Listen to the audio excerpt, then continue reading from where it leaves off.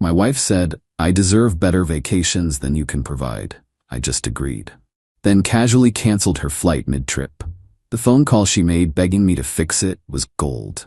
Original post: I, 38 male, have been married to Veronica, 36, for 8 years. We both work, though I make about 70% of our household income as a logistics coordinator at a shipping company. Not glamorous, but it pays the bills and then some. Last month, we were planning our annual vacation. I'd saved up for a nice week-long trip to a beach resort.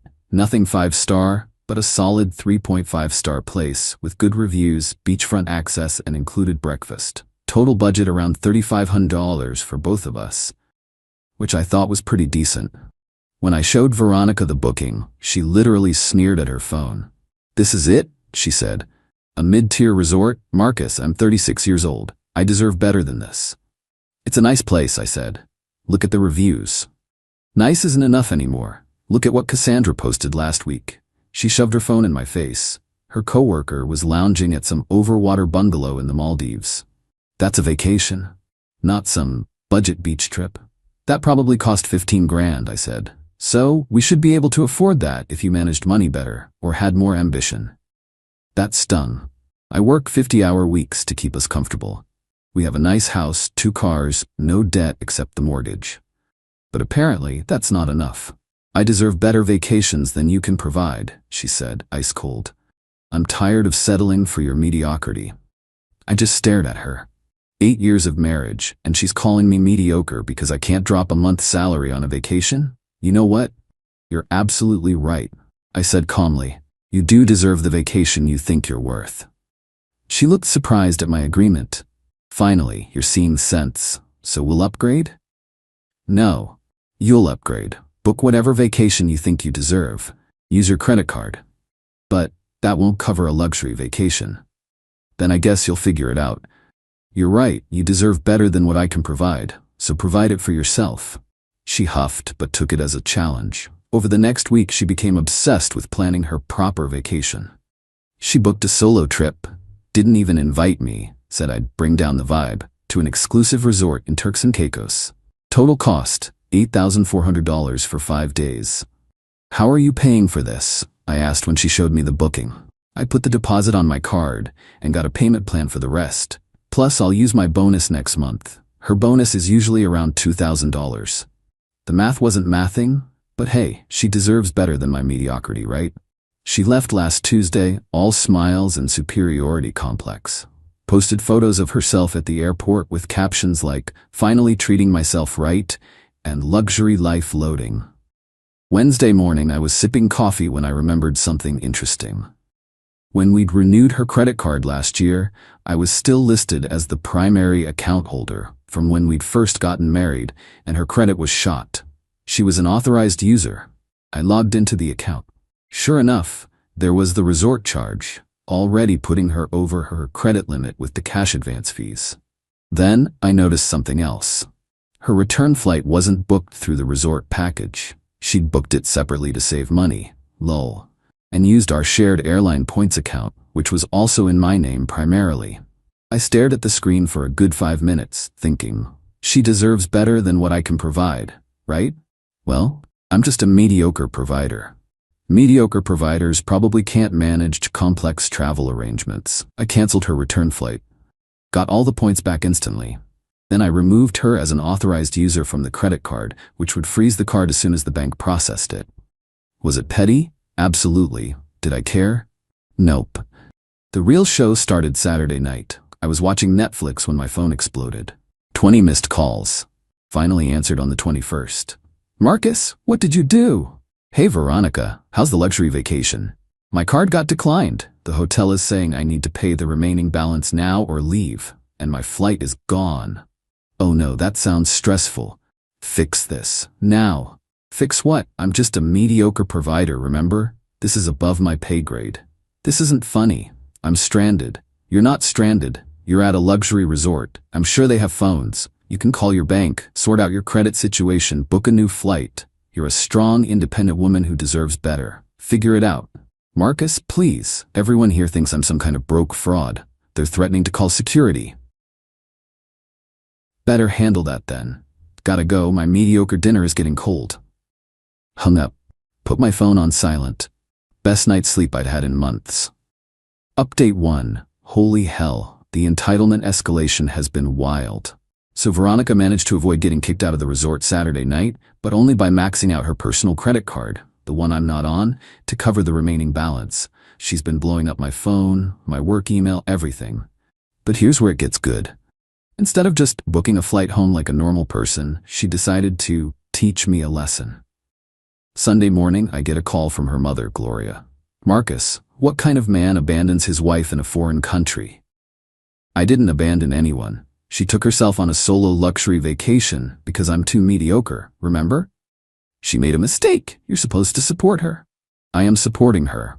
I'm supporting her journey to the luxury lifestyle she deserves. Isn't that what you always told her? Never settle? Gloria sputtered. See, she's been filling Veronica's head with this "you deserve a luxury life" crap for years.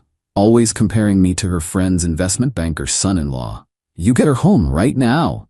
She's an adult with credit cards and a phone. She can book her own flight. With what money? You canceled her card. I removed an authorized user from my credit account. She has her own cards. They're maxed out from the hotel. Sounds like a personal problem. But Veronica wasn't done. Oh no. Monday, she tagged me in an Instagram post from the resort. She's still there. The post was a selfie by the pool with a lengthy caption about being married to a financial abuser and how I trapped her in paradise and was showing my true colors. The comments were mixed. Some of her friends were rallying with, hun, so sorry. But others were like, wait, you're at a $1,600 night resort complaining about financial abuse? My brother commented, didn't you go there alone because Marcus wasn't luxury enough? God bless him. But the best part? Yesterday, Monday, I get a call from a number I don't recognize. It's Veronica's new friend, Blake, she met at the resort. Blake, hey, is this Marcus? Your wife gave me your number. Me, let me guess, she needs money? Uncomfortable laugh. Well, she's in a bit of a situation. Did she tell you why she's in this situation? She said you guys had a fight. She told me I was too mediocre to provide the vacations she deserves, so she booked a solo luxury trip she couldn't afford. I agreed with her assessment and let her handle it herself. Long pause. Oh, she said you were financially controlling her. Me, by letting her book whatever vacation she wanted on her own credit? Sure. She asked me to loan her $2,000 for a flight. Don't do it, man. You'll never see it again. Yeah, I'm getting that vibe. She's been ordering top-shelf everything and putting it on random people's tabs saying her husband will wire them money. Her mediocre husband isn't wiring anything. Good to know. Thanks, bro. So now she's literally trying to scam other guests. But wait, there's more. Today, Tuesday, I get an email from her job. Turns out she told her boss she had a family emergency and needed to extend her PTO. When her boss couldn't reach her, she blocked everyone except people she thinks will send money. They called her emergency contact. Me. Boss, is everything okay with Veronica? She said there was an emergency? Me. Oh, no emergency. She's on vacation in Turks and Caicos. She said she's stuck there due to a family emergency. Me. The emergency is that she can't afford a flight home because she booked a luxury vacation beyond her means. She's at the Azure Pearl Resort if you need to reach her. Boss, long silence. I see. Thank you for clarifying. Pretty sure she's getting fired. She was already on thin ice for calling out sick too many times, always coincidentally on Mondays or Fridays. The last text she sent before I blocked her number was, when I get back, you're gonna pay for this humiliation. My lawyer will take everything. You'll be living in your car while I get the house. Sweet summer child. The house is in my name only, bought before marriage. We have a prenup, her idea back when she thought she'd out-earn me someday, and she's about to have no job and massive debt. But sure, Veronica, you deserve everything your heart desires. Update 2. 1 week later. Alright, this is probably the final update because the level of entitlement has reached comic book villain levels, and the consequences have been delicious. So Veronica finally made it home Thursday. How, you ask? Her daddy, Walter, her father, always stayed out of Gloria's luxury life, preaching because he's actually a pretty grounded dude. But he called me Wednesday absolutely done. Walter. Marcus, I'm bringing my daughter home. This is ridiculous. I agree. I'm sending her $2,500 for a flight. She's agreed to pay me back. Good luck with that. Oh, I'm taking it out of her inheritance. Already called my lawyer. Damn, Walter. I'm 68 years old. I worked construction for 40 years. She calls that embarrassing blue-collar work. I'm done enabling this princess mentality Gloria created. Respect, Walter. Respect. So Thursday afternoon, Veronica shows up at the house with her mother and a police officer. Cop, sir, your wife says you locked her out of her residence? He shows him property deed. My house, premarital asset. She left for vacation voluntarily. She's not locked out, but I did change the locks for security. She can schedule a time to get her belongings. Looks at Veronica. Ma'am, did you voluntarily leave for vacation? He stranded me there. Did he physically prevent you from returning? He canceled my flight. Ma'am, that's a civil matter. If you have somewhere else to stay. This is illegal. He's abusing her. Clearly over this. Sir, is she on the deed? No. To Veronica, then you need to make arrangements. This is a civil matter. They left, but not before Veronica screamed, I deserve better than this. Friday morning, the divorce papers I had drawn up were delivered to Gloria's house where Veronica was staying. But here's where the entitlement goes nuclear.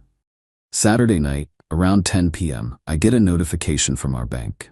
Someone tried to wire $5,000 from our joint savings, which I'd honestly forgotten about. It only had like $5,200 in it from old tax refunds. The transfer was flagged because it was to an international account. In the Bahamas, I immediately called the bank, froze the account, and started digging. Turns out, while at the resort, Veronica met some guy who claimed to be a wealth advisor who could triple her investment in 30 days through offshore currency trading. She was literally trying to steal our joint savings to give to a scammer because she was desperate to maintain her luxury lifestyle. I documented everything, sent it to my lawyer. Then I get this text from a number I don't recognize. Mr. Marcus, this is Devon from Azure Pearl Resort. Your wife left an outstanding spa bill of $3,400.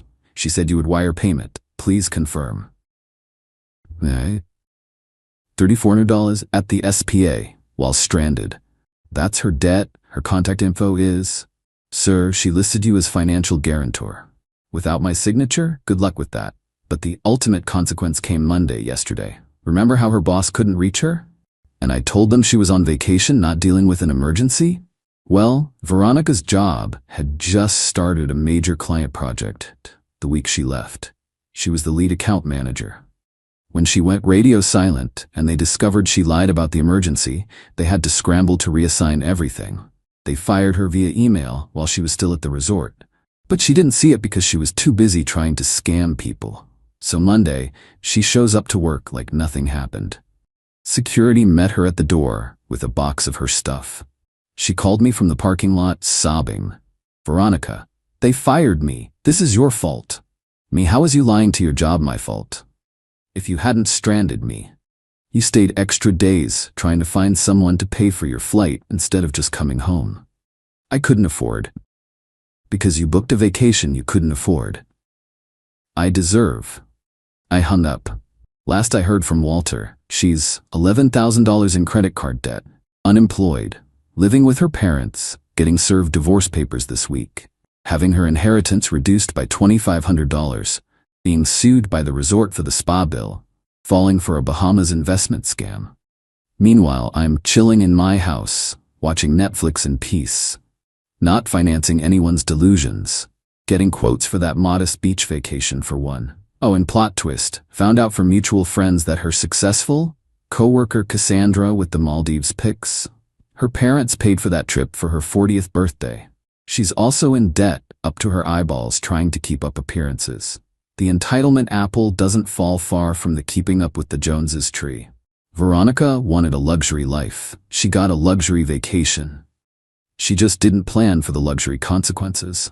And honestly, I think she finally got exactly what she deserved. Job? Reality check.